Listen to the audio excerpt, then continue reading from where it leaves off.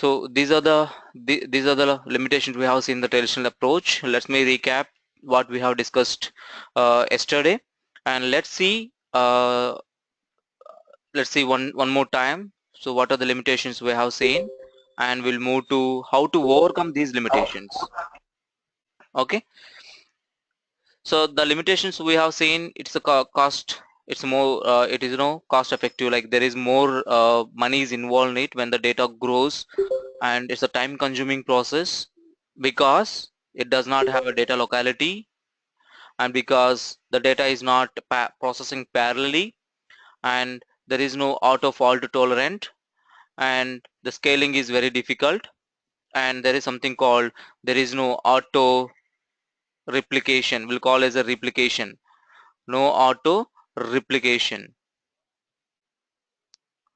Replication is nothing but duplication.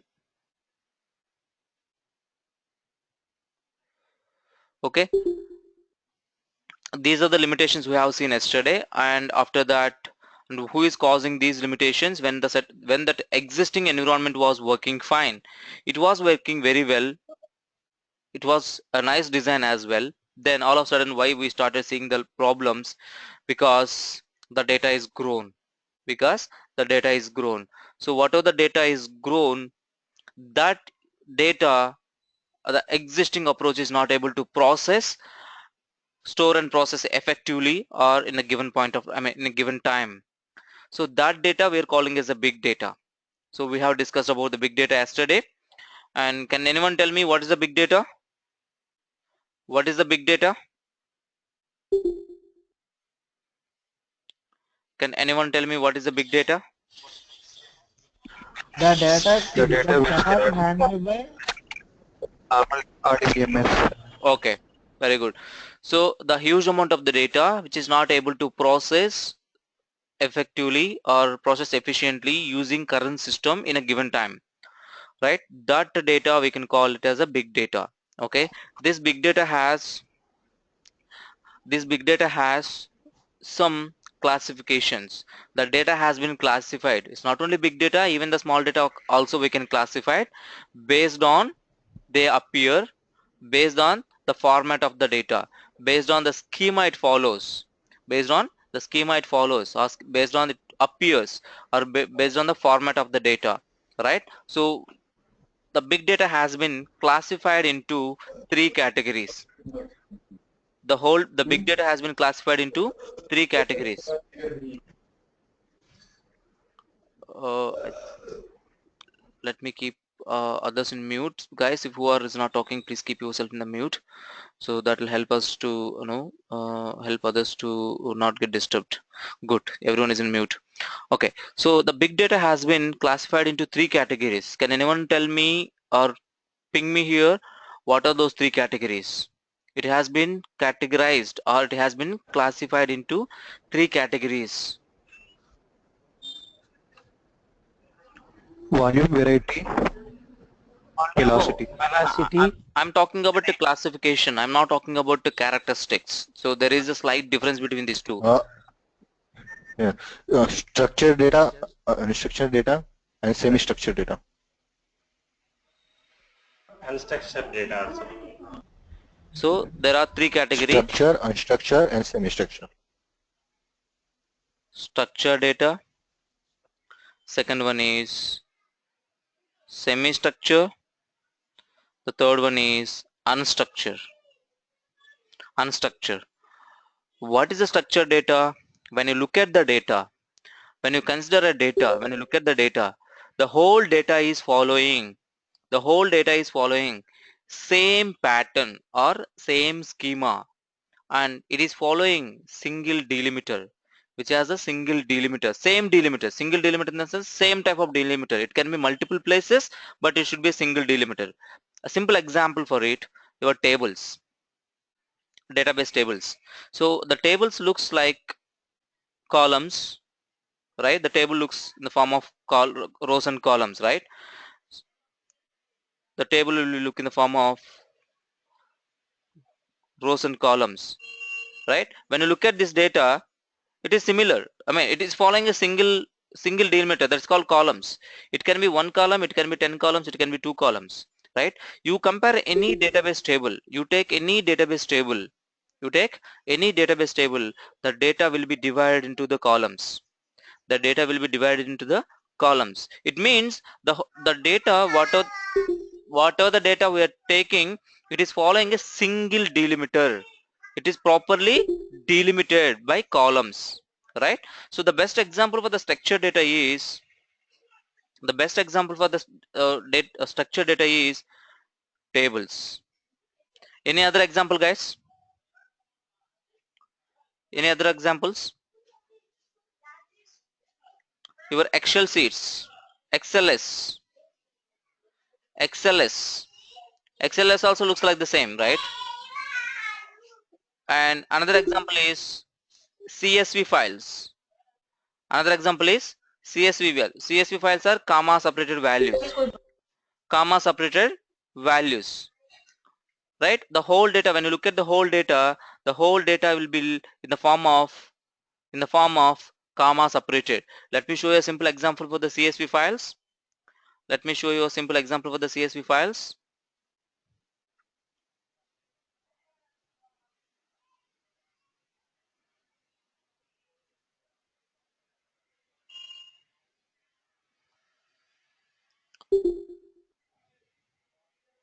Look at, guys, here your data is separated by the comma. The whole data, you look at the whole data is separated by comma only, right? That's an example of the CSV file. There is something called TSV, tab separated values. There are something called tab separated values. Not only tab separated value, any data, when you look at the whole data, any data is following a single delimiter. What is a single delimiter? It can be a comma, it can be a column, it can be a tab, it can be a hash, it can be dollar, whatever it is. But when you look at the whole data, it has to be a single pattern or single schema. That type of data we'll call as a structured data. So the examples are like your tables, or if you take views, or if you take XLS, if you take as a CSV files, or if you take your tab separated values, or you can say hash separated values, what are the data is following a single delimiter. Is everyone is clear? Ravi, I have one question. Sorry to disturb you. Go ahead, Vishal. Is JSON format supported? Can be called as a structured format? Could you please repeat your question? Is JSON format can be viewed as a structured format? No. Can be taken as a? No. Strictly no. Could you please explain? Yes, we will see that. I'll explain that. Okay. Okay, thank you. So next, I think everyone is clear about the structured data. Everyone is clear about the structured data? Any doubts about the structured data? Let's come to unstructured. We'll talk about the semi-structured little later. Can anyone tell me what are the example for unstructured data? Unstructured data, the data does not following a single delimiter or does not have any specific format. It will be different kind of formats. Can anyone tell me? Can anyone give me an example? Log files, audio files, video files. Very good, guys. Very good. Someone said log file. We'll talk about the log files later. Audio and video file. Yeah, images, audio, and video. These are the best example for unstructured data. So what about the rest of the formats, like your text file, like your log file, like your XML file, like your JSON file? Someone asked me, Vishal asked me. So JSON file, what about they are? How they are? Okay, they are comes under semi-structure, like your Word documents, text, like your log files. Emails also comes under text only, or a HTML files, whatever you call, or XML, JSON.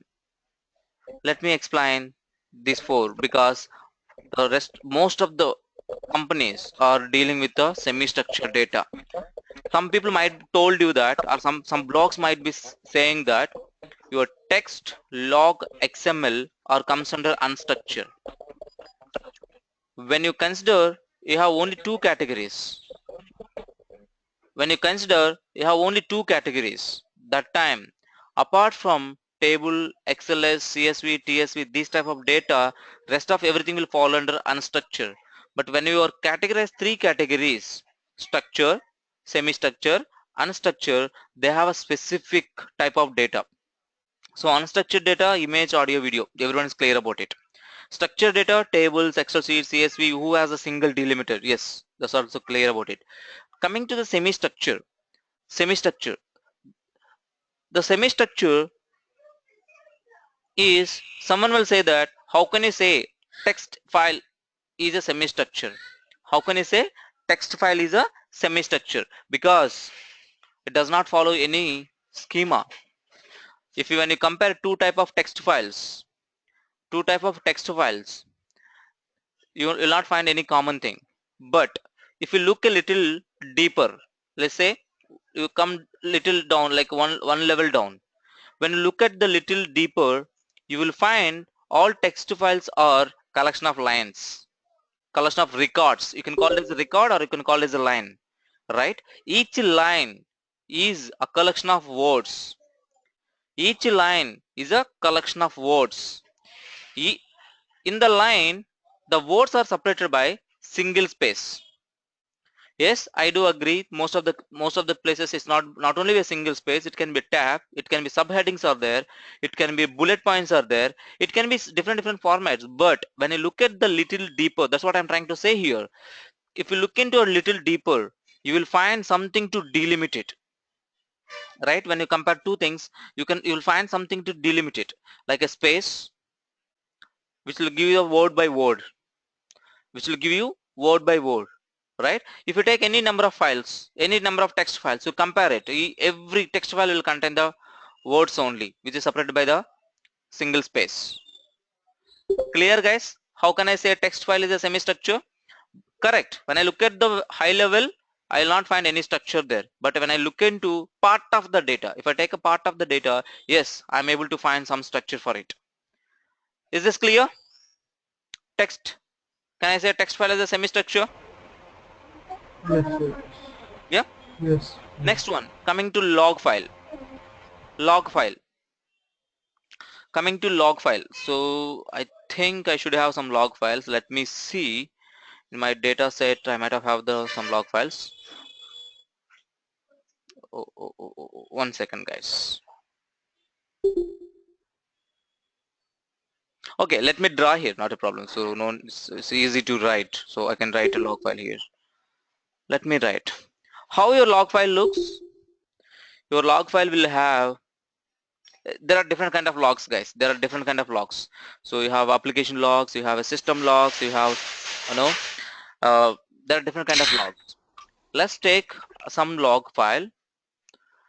Generally the log files are looks such a way that you will be having IP address, tab, or date, tab, timestamp. I'm just taking general example, guys. It's not to be always the same. Okay, tab, type of the log. Maybe date will be there in the first place. Okay, so type of the log, info log, error log, right? Type of log, info, error, debug, one, whatever the type of the log, and something else, right? So how it is, Ravi? So if you look at here, Veera, I have a proper structure, right? I'm getting IP address. Let's say I'm getting IP address such a way that 1.2.3.1.2.3.4 and tab is there. Then I'm getting the date here, and tab is there. I'm getting some timestamp here, and tab is there. I'm getting the one. It can be info, and tab something. I have a proper data. The whole data is separated with the tab. Yes, I do agree with you. So I can say this is a structured data, structured log file, but it is a successful log. It is a successful log. if you don't have any problem, you successfully logged in or you have done the transaction successfully, the log will generate properly. The log will generate properly, right? But if something went wrong with your transaction, it can be any type of transaction. It not only be like you're paying something or you're transferring something or like you're buying something. It can be anything. Your registration also, login also, right? So when you are trying to do some when you look at the failure logs, the structure will change, right? That type of data, I'm calling it as a semi-structure. I'm calling it a semi-structure, right? So coming to another example is XML files. How XML files looks? You will be having on parent here, and you may have attributes as well, but I'm not considering for some time. I'll be having a child here, and child will be closed and parent will be closed, right? So let's assume that I have one more parent tag, and you may have a super parent, okay, grandparent, whatever you call it. So this parent is open. I have different attributes and I have a child. This child may have a subchild, right? The subchild is closed, then child is closed, then parent is closed. Is that following a same structure? No. Suppose let's assume that I'm trying to process a data by using child, but when I look at the child, there is another child called subchild is there. I'm getting to some wrong data, right? So this is not following a proper structure. Yes, there is a structure when I look at the very high level, like parent child, parent child, parent child, but it's not always they will follow the same structure,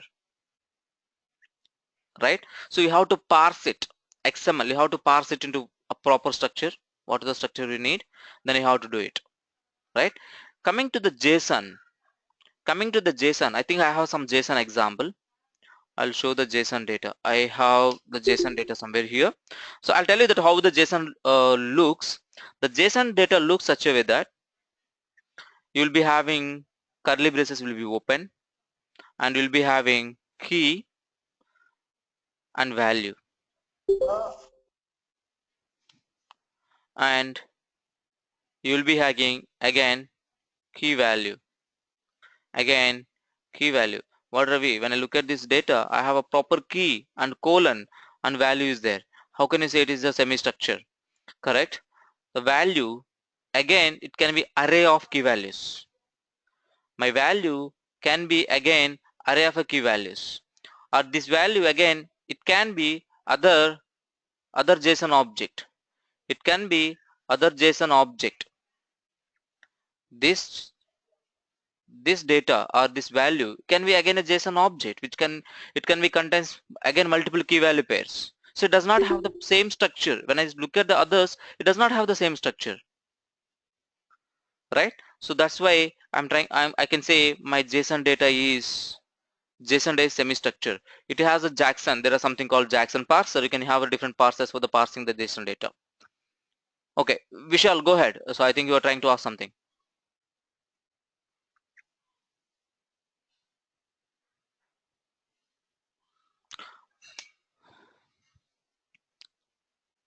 I hope everyone is clear about the classification of the data. Any doubts about XML data, about Hi, Veera. Yeah. Hello. Yeah, hello. Hey, Go Veera, ahead. can you explain about log? Yeah, can you explain one more time about logs? About log file. Okay. Log data. Yeah, fine. Yeah. Let's see, when you look at the log file, how the log file look. You'll be having something. I think I have some log files, but I don't know where I have kept. I'll show you some later. Let's say you'll be having a date, when it has been generated, timestamp, and IP address, and they'll be have same space, guys. They'll be having the same space, right? The space will be same. It can be tab, it can be one space, or it can be hash, whatever you specify. IP address, then you can have which browser you are using. It can be your browser agent, or it can be which operating system are you using, right? It can be which operating system are you using, or it can be type of the log, which log it is, like is it a info log, or it's a debug log, or is it a debug log, or it can be one log, what type of log it is, right? If you look at these fields are properly delimited, yes, I'm getting the data properly here when I have a successful log, I mean successful transaction, when I do a successful transaction. Let's assume that while I'm doing the transaction, something went wrong, the transaction is failed. Let's say I got something called null pointer exception. Let's say I got some null pointer exception. Let's say something I'm trying to do, I have given username and password wrongly. Background, it will generate the log with saying that has been wrong, right? That time it will generate such a way that it will generate the text, a class name, I can say class name, which line it is. It will print the whole stack. I think I have some, today morning I was teaching Java to the other batch. I can show you that.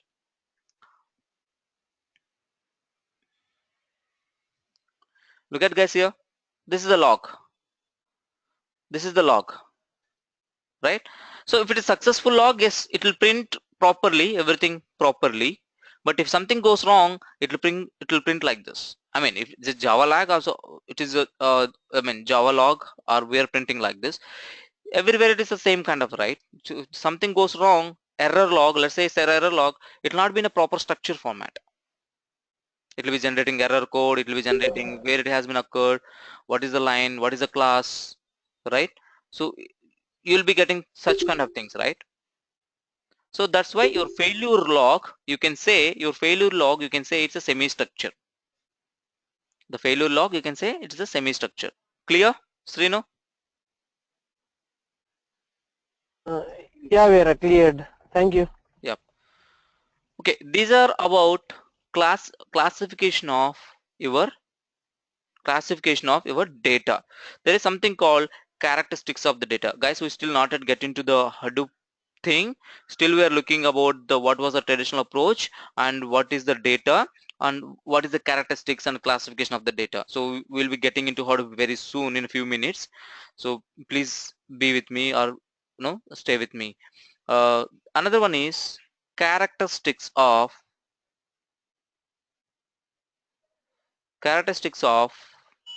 data. So some people were telling before characteristics. What are the characteristics, guys? People will be keep hearing 3V problem. Actually, these are not 3V. These are total 6Vs. 6V problem. 6V problem.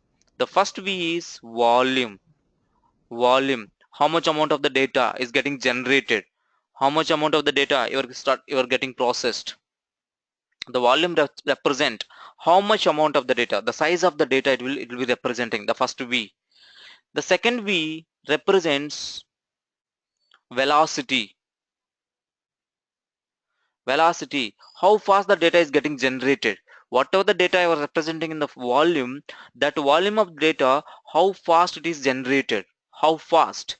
If you take, as I said yesterday example, if you take whatever the data is there in the world, if you take it as 100%, 95% of the data has been generated last 4 years or 3-4 years, right? It means, or let's take an example, your Facebook.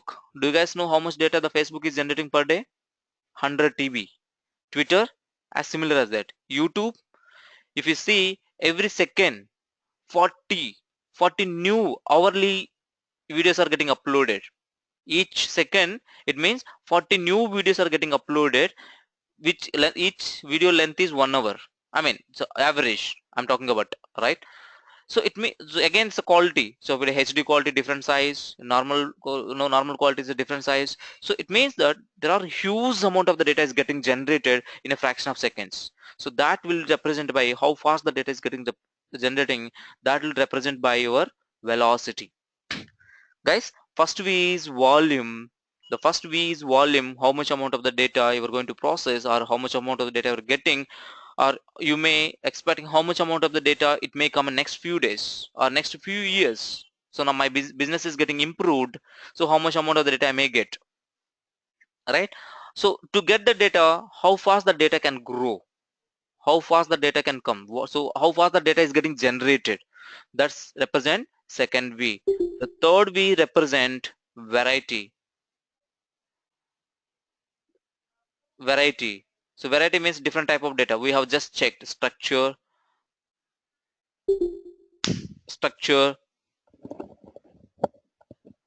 semi-structure and unstructured, right? So the next V is, actually I said it's not 3V, it is a 6 V's, right? Let's see the next V. The fourth V is veracity. Veracity,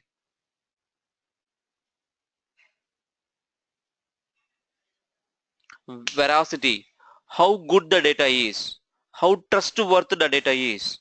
So nowadays we are seeing in the all social media saying that you'll be keep hearing the hashtags, you'll be seeing also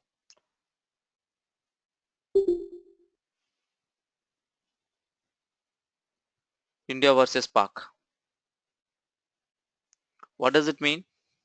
How good the data is, what are the data we're collecting here under this hashtag, how good the data is.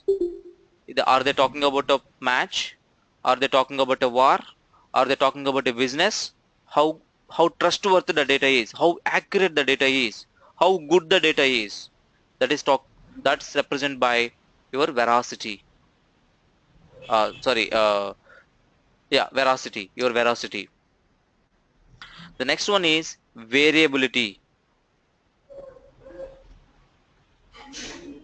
Variability means keep changing the data. Today my approach or my system is handling the data which is coming in the table format. All of a sudden I have been given other source, that source is giving me log files, or the source is giving me text files, or the source is giving me images. So the data keep changing one state to another state, one format to other format. You cannot say that no, so I will handle only structured data. You cannot say that. In this competitive world, you should be ready to accept any type of data, right? That V will be represented by variability. Variable means it's not constant, it's not always constant, it's not always same, it may change. Variability, that's the fifth V. The sixth V is, there is another V, the sixth V is, which is my favorite. So value. The value is the most important thing. There should be value for something, right? So most important is value. You are processing a huge amount of the data, you have connected so many machines, you have processed the data, you are not getting any results out of it, you are not improving your business anything out of it, no use. Let's take simple example, guys. We are all spending our weekend, I mean Friday evening, 1 hour 9 to 10, we are not getting anything, we just talked something unnecessary and we just left. So is there any value for that? No, right? The value is the most important thing, the very most important thing out of all these 6 ways, right? So I mostly believe on this. We should have a value, we should have our own value, right? If you learn how to what's happening, so you improve your career, there will be some value added to your career, there should be some value added to your profile, right? That V is represented by value. That is the sixth V. Are you guys clear about the characteristics? Any doubts? Hi Veera, I have one question. Go ahead, Chanu.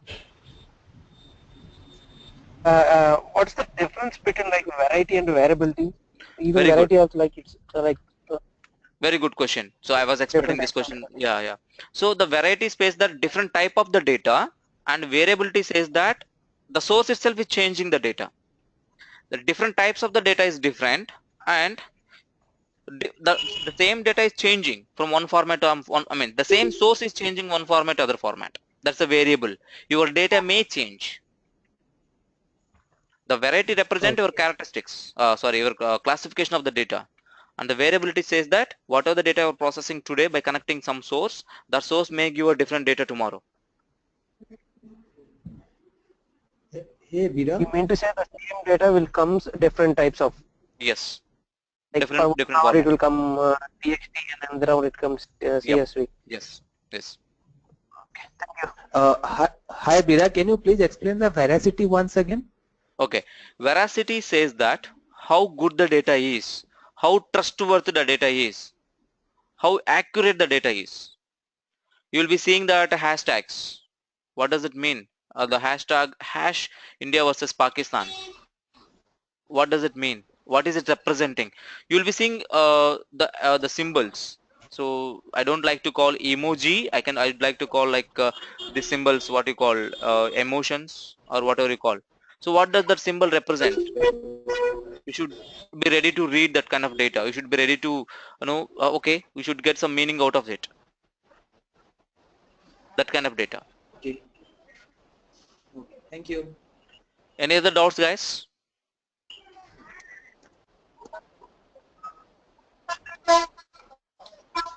Guys, could you please keep yourself Can you mute? give an example to Guys, could you please keep mute yourself? You are Hello. not talking. Yeah, Srinivas, go ahead. Srinu, go ahead. Yeah. Can you give a real-time example for the value characteristic? Value, very good. A real-time example for value. Okay, the same example you have taken the Amazon, or let me give you some or the story which I have read. The story which I have read from some social media somewhere here. The small story it is. There was an Indian king. I don't know from he is belonging to south or north. I didn't remember exactly. There was a king.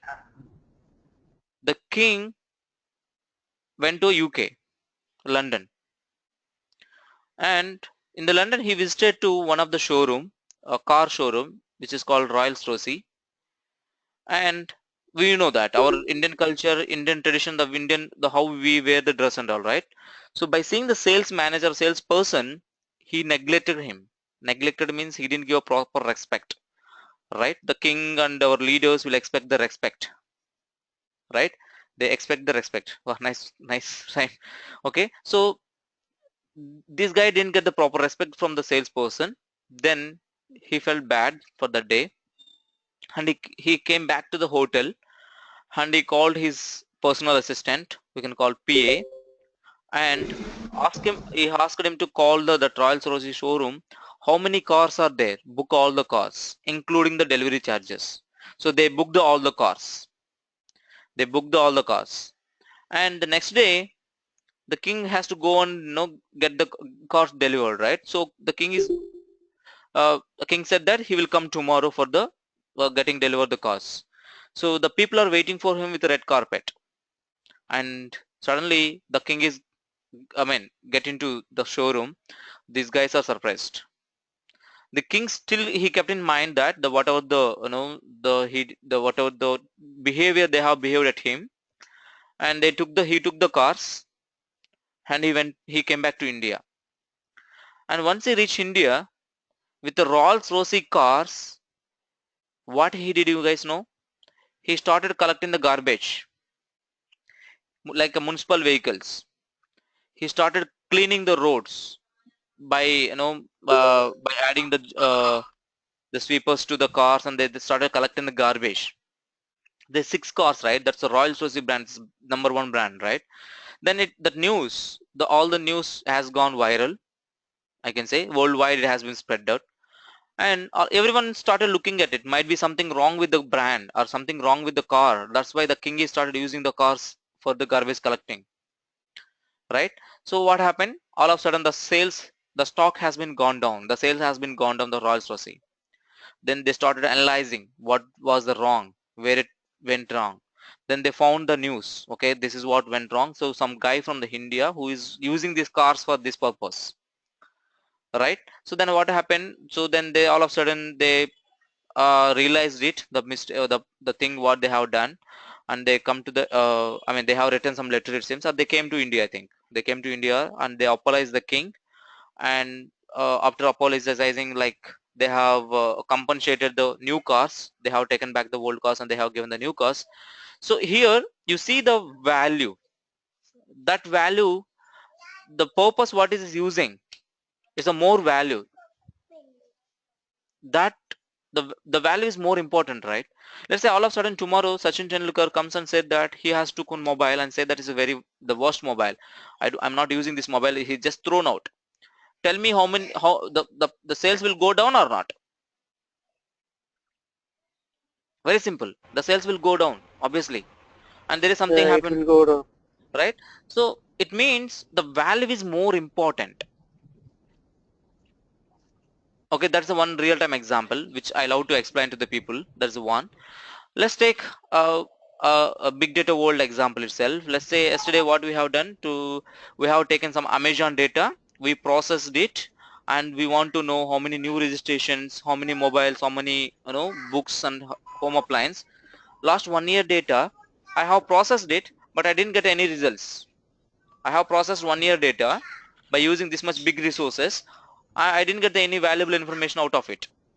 So you cannot improve your business. It means the whatever the resources you have used to process the data, those are waste, right? The time is waste, the resource is waste, the data what you have stored is waste. Correct, right?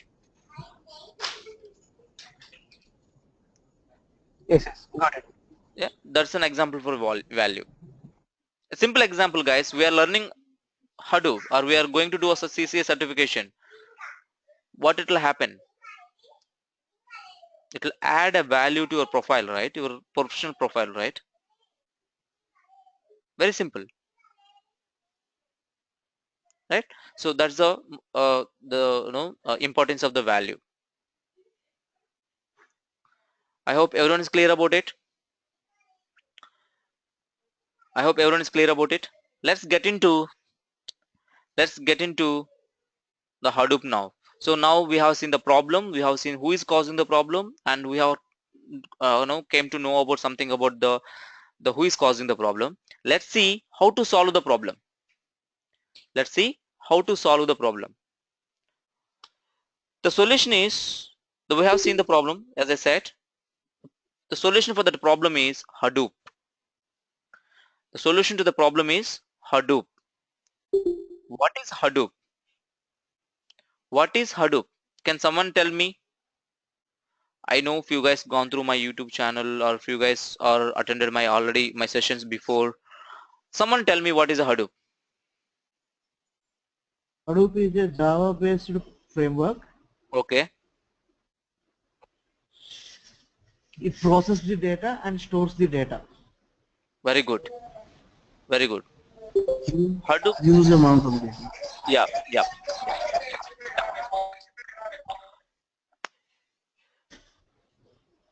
Okay, I'm keeping you mute. I think it's giving some disturbance, guys. What is Hadoop? Hadoop is Java-based open source framework. Java-based open source framework who will store the huge amount of the data and process that data efficiently. Who stores the huge amount of the data and who will process the data efficiently. How it will be? How it will store huge amount of the data, or how it will process the huge amount of the data. Your Hadoop come up with two beautiful components. They are really beautiful. They're really beautiful. There are two beautiful components. It's come up with the two beautiful component. They are called HDFS. Other one is called MapReduce. MapReduce. What is HDFS? The full form of HDFS is Hadoop Distributed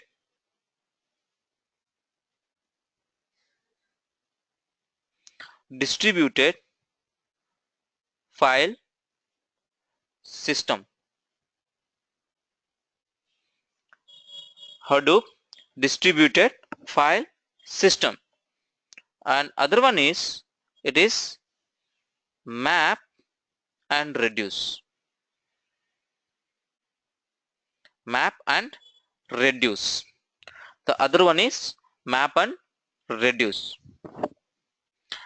What it is? HDFS, it is saying a file system. It is saying a map and reduce. Fine. We'll talk about the map reduce later point of time. Try to concentrate on HDFS. So the HDFS is mainly meant for the whole purpose of the HDFS is storing the large data. Storing the large data. The map reduce is meant for process the data parallelly. Data processing. Process the data which is stored in a HDFS in a parallel fashion. Hadoop come up with the two components. One is for the storing the data, other one is for the processing the data. The storing the data will call as a Hadoop distributed file system. The processing tool or a processing you can say a framework we'll call as a map reduce. It is actually map and reduce, right? Guys, I'm seeing some messages here. Let me talk about that. So someone is sent some messages. I'm sorry to stop here. JSON, XML or semi-structured data. Okay. Image files, XML files, and videos. I missed this before. That's why I'm reading now. JSON. Okay. And I see someone else pasted log file for some in a layman term. Hadoop is a solution for the big. Okay, very good guys. Okay, so Hadoop come up with the two components. One is a HDFS, other one is a map reduce. So HDFS, the sole purpose of the HDFS is storing the data, and the sole purpose of the map reduce is mainly for process the data. Now what it is telling, it is a file system. It is a file system. It is not a database. It never said I am a database. Nowhere mention it is a database. What it is? It is a file system. So let's try to understand first what is a file system.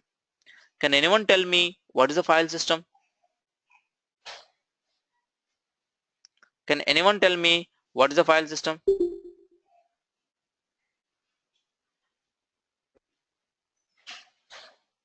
What is a file system?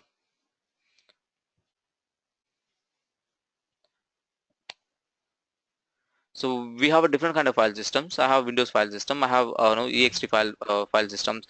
MacBook is a different file system. Linux is a different file system. Network file systems. Right? What is a file system? The file system is who manages your data. Who manages your data in the form of folders and files. Who manages your data in the form of folders and files, parent directory, subdirectory, init files, and C:, D, C drive, D drive. So who manages your data? That is called file system. Who manages your data in the form of, who actually manages your data in the form of folders and files, that is called file system, right? There are different kind of file systems. Yes, ideally. So I'm going to tell that. Yes. So who keep track of your, someone is again pinged here. Let me read out that. Vishal is saying that file system is a mode by which data are stored, written into hard disk. Yeah. So operating system keep track of the data in terms of the read and writes. Yes, I'm going to tell that now. So what is a local file system? Local file system is a file system. It's a file system which is local to your operating system. It is local to your operating system. Your operating system has a control, or your operating system says that you have to read the data in this way. You have to write the data in this way. You have to write the data into the system into small blocks. You have to read the data from file system the same way, right? Small blocks. So these block size are 4 KB in the Linux file system as per my knowledge, and it may be a different like 8 KB, 10 KB like that based on your microprocessor you're using, right? So what your operating system says, that your operating system has a more control on the storing the data or managing the data, or as he said, the keep track of the data, how it is storing into hard disk. right? So that is called operating system. So do you have a control here to change your 4 KB to 10 KB? So no, I want the block size is 1 GB. No, I don't want in the 4 KB. My data has to be very big blocks. Do you have a control in our file system, in existing file system? No, we do not have a control. The control is there by operating system. The operating system already decided. It decided to write a small blocks. So what is this blocks? So guys, try to understand. Whenever you're storing the data into hard disk, the data will not directly dump into the hard disk. It will write in the form of small blocks. Small blocks. So the block is called a piece of data, a chunk of data. Okay, right? So this chunk size is by default is a 4 KB in our local file system. It is fixed. I mean, it's not always a 4 KB. It may be different microprocessor or microsystems has a microprocessor has a different. But the block size really it will be in KB only. Okay. So that's the file system. Then what is a distributed file system? Then what is a distributed file system? Can anyone tell me what is a distributed file system?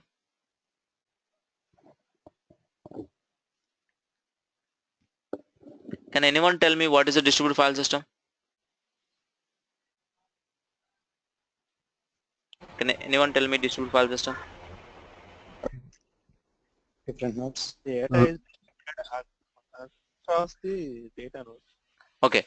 The name itself is saying that the data is distributed across the multiple machines. The data is distributed across the multiple machines. Let's see here. Let's see here. I have a multiple machines in the network. I have a multiple machines in the network. I have a multiple machines in the network. All the machines are connected to network. All the machines are connected to the network.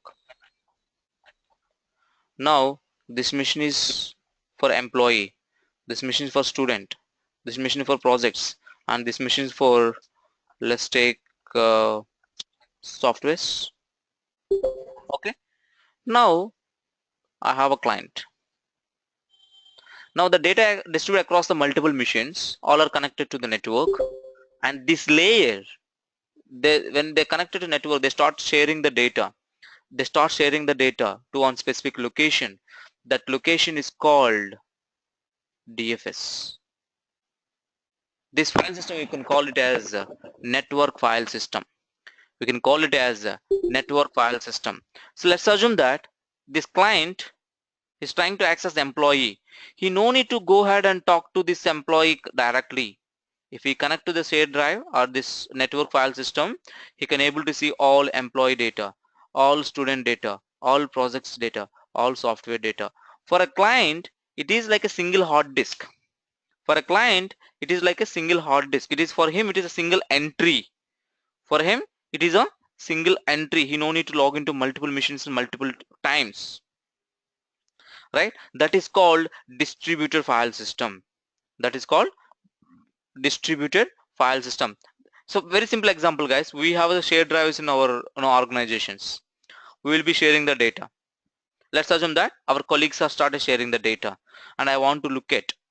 So what I will do, I'll connect to the shared drive. When I go on to look in the shared drive, I am able to see all the data whoever shared across in the organization. But I'll be having access to specific folder or specific directory that is secondary. We'll talk about that later. But for you, even though multiple people are share the data from the different locations or different machines, for you it looks like a single machine or a single hard disk. For you it looks like a single hard disk. That is called distributed file system. That is called distributed file system. Clear, guys, about the distributed file system? Right? So already I have a distributed file system already in the market, which is called network file system. Then why should I have Hadoop distributed file system? Why should I have Hadoop distributed file system? Guys, before getting into Hadoop distributed file system, let's try to understand what is the advantage of having a distributed file system. You no need to log into machines independently. You can log into only one location where you can get the data from the different machines, right? And while processing, if you're processing a single machine, he will take more time. If the data is distributed across the multiple machines and parallelly the people are working parallelly on it, so you will have a better performance than working in a single machine. That we will see very later, right? So anyway, I already have this kind of mechanism available in the market in the form of network file system. Then why should I go with the HDFS?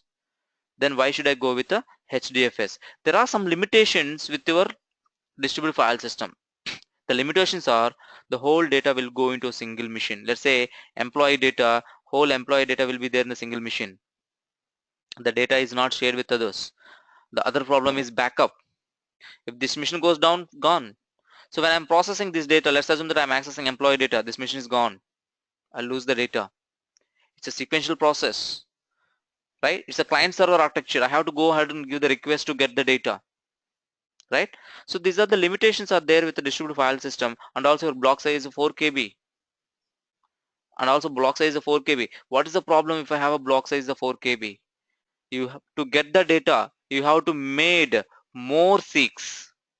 Okay, you have to make so many seeks. What is a seek? What is a seek time? What is a sector? What is a track? Guys, I'm not going to explain those things. Please, could you please have some little background check, like what is a seek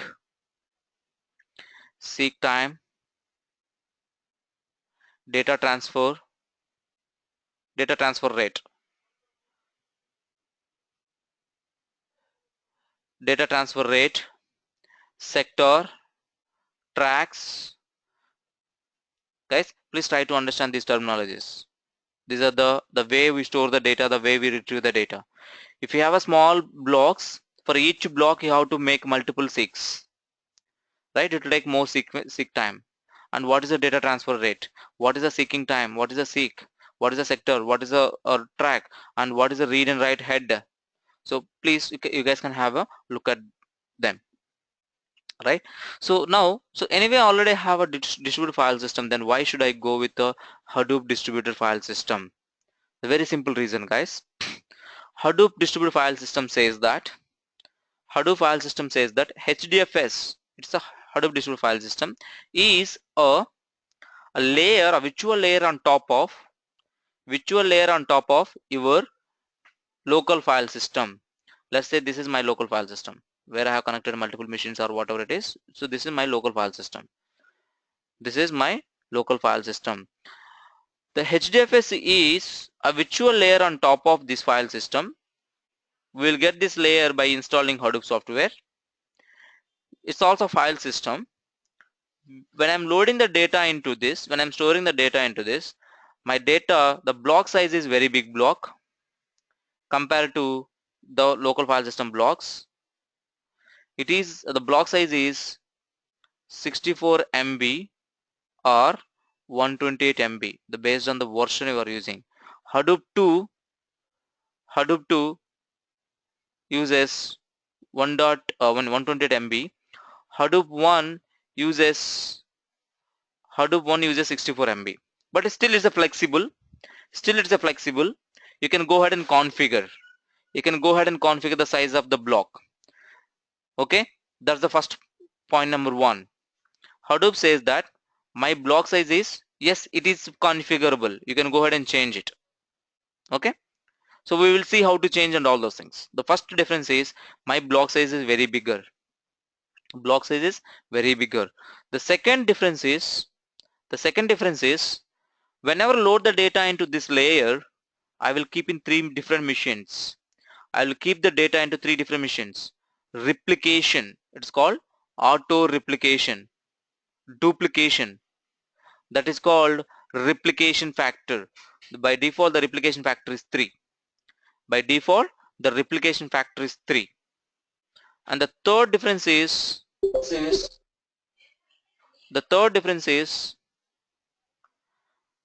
I will distribute the data into multiple machines.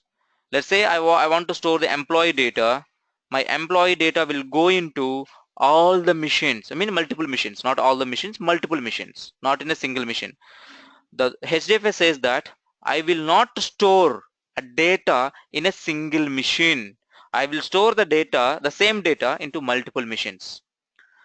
HDFS says that I will store the data into multiple machines, not in a single machine, right?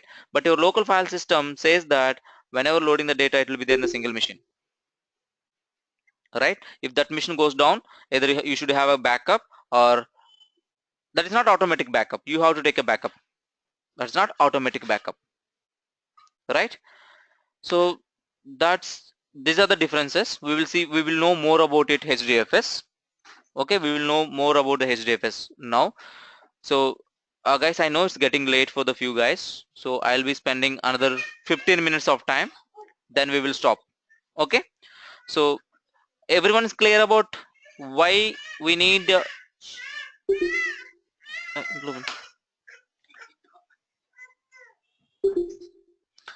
why we need HDFS when I have a DFS? Is everyone is clear about this?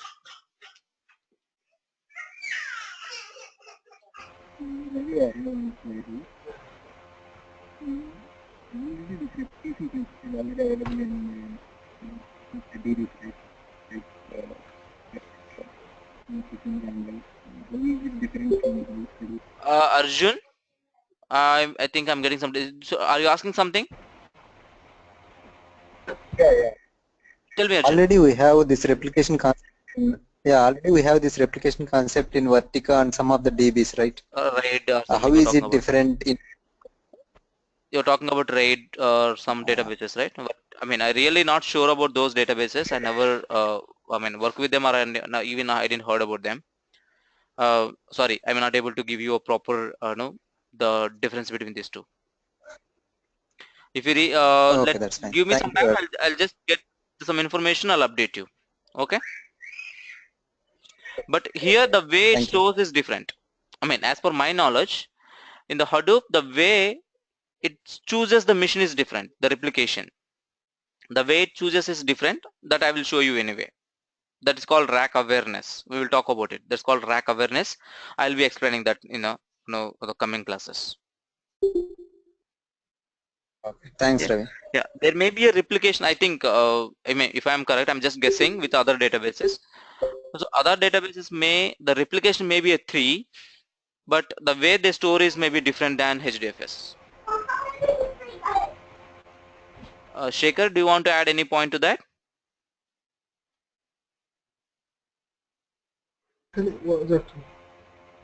Okay, fine. So let's go ahead and discuss more about HDFS. Okay, just I'm moving to next page. So let's talk more about HDFS.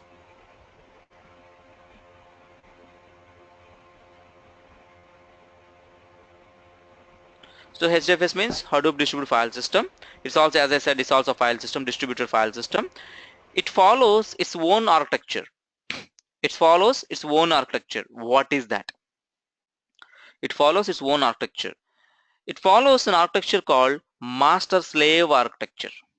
It follows a master-slave architecture. To create HDFS architecture,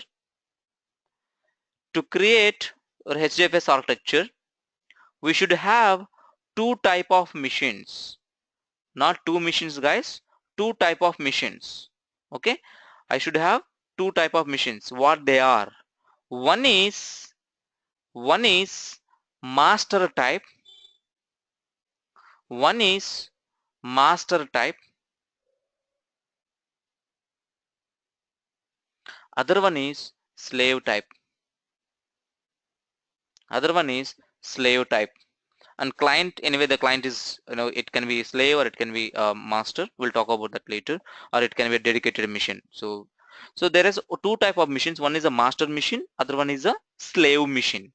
So the master machine will call in a Hadoop. It will call as a name node. Why we'll call as a name node, we will discuss very detailedly. Why can't they, or they don't have any other name? Why they have keep it as a name node? There is a specific reason for it. Okay, we will call that as name node.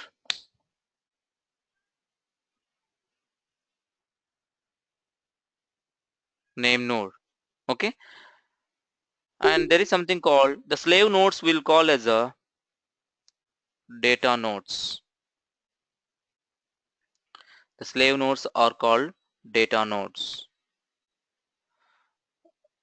I'm taking only few nodes here and so on and so on. So these are called data node. What is a node? Can anyone tell me?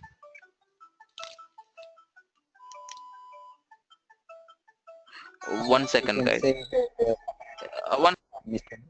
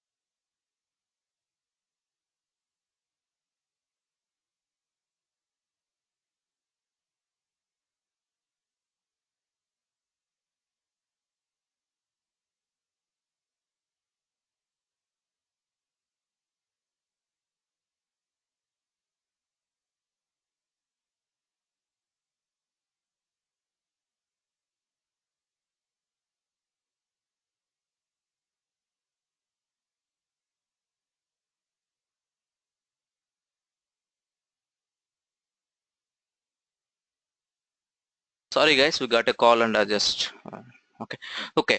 So node is nothing but a physical machine which will be connected in the network, like to who connects to peers, I can say. And the node is a physical machine which connected in the network. Very simple terms, in the layman terms, right? So there are two type of nodes. One is the name node, other one is the data node. So here, these data nodes will be following the master instructions. That's why we'll call it a master node. And your master node will be keep giving some instructions, and the slave nodes will be keep sending a heartbeat.